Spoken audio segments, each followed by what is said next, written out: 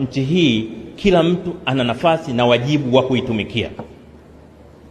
Katika utumishi wa nchi yetu tusitegeane, kila mtu atumikie nchi yake kwa nguvu zake zote. Nimekuwa nikiyasema haya mara nyingi. Mimi hata mambo ya kugombana kivyama vyama mimi siyapendi sana, ujinga tu. Nchi yenu moja, nchi yenu wote, mnagombana nini? Mtakuwa mashahidi. Hata nilipokuwa katibu mkuu wa chama, nikisikia mwana CCM ameongea maneno ya hovyo zidi ya upinzani, nilikuwa nakemea mara moja, kwa sababu ni ujinga tu. Kwa sababu vyama vya siasa navyo vimeundwa kwa mujibu wa katiba ya nchi. Mtu anapojiunga na chama kingine, maana yake naye anataka kutumikia nchi yake kwa njia nyingine, lakini utumishi ni utumishi.